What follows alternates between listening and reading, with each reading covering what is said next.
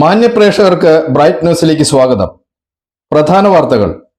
എറണാകുളം അങ്കമാലി അതിരൂപതയുടെ ഏകീകൃത കുർബാന പ്രതിസന്ധികൾക്ക് പരിഹാരമാകുന്നു.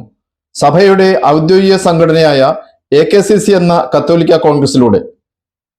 വാർത്തകൾ വിശദമായി.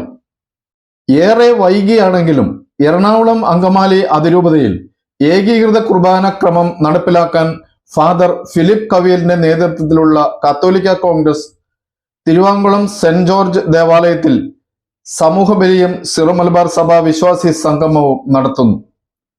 സഭയുടെ ഔദ്യോഗിക സംഘടനയായ കത്തോലിക്ക കോൺഗ്രസ് സഭയിൽ ഏകീകൃത കുർബാന നടപ്പിലാക്കാൻ മുന്നിട്ടിറങ്ങിയത് വിശ്വാസികൾക്ക് ഏറെ ആഹ്ലാദം പകരുന്നു.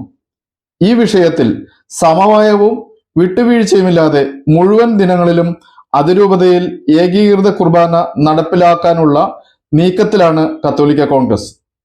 നോമ്പ് കാലത്തിനു മുൻപ് ഇത് സംബന്ധിച്ച നടപടികൾ മേജർ ആർച്ച് ബിഷപ്പിന്റെ വികാരി എന്ന നിലയിൽ ജോസഫ് പാംബ്ലാനി ആരംഭിക്കുമെന്നാണ് വിശ്വാസികളുടെ പ്രത്യാശയും സഭാ സിനഡിന്റെ നിലപാട് എന്നുള്ളതും വ്യക്തമാണ്.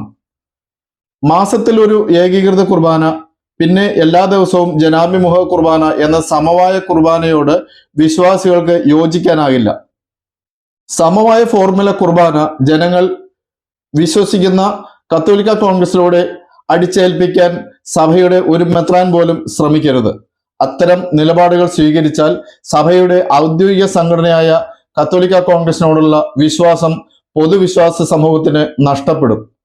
സഭയുടെ ഔദ്യോഗിക സംഘടനകൾക്കല്ലാതെ മറ്റൊരു സംഘങ്ങൾക്കും കുർബാന പ്രശ്നം പരിഹരിക്കാൻ നാളിതുവരെ കഴിഞ്ഞില്ല. മെത്രാൻ സിനഡാണ് വിശുദ്ധ കുർബാന ഇല്ലിസിറ്റായി പ്രഖ്യാപിച്ചത്, വിശ്വാസികളല്ല. അതിനാൽ തന്നെ വിശ്വാസികൾക്ക് ഈ വിഷയത്തിൽ പ്രത്യേകിച്ച് റോളുകളൊന്നുമില്ല എന്ന് ഏവർക്കും അറിയാം. എങ്കിലും കുർബാനക്രമം നടപ്പിലാക്കാൻ സഭാ സിനഡിന് ധൈര്യം പകർന്നുകൊണ്ട് സഭയുടെ ഔദ്യോഗിക സംഘടന രംഗത്തിറങ്ങിയപ്പോൾ സഭയോടൊപ്പം നിൽക്കുന്ന വിശ്വാസികളുടെ പരിപൂർണ പിന്തുണയും കത്തോലിക്ക കോൺഗ്രസിന് നൽകണം. News desk, bright news.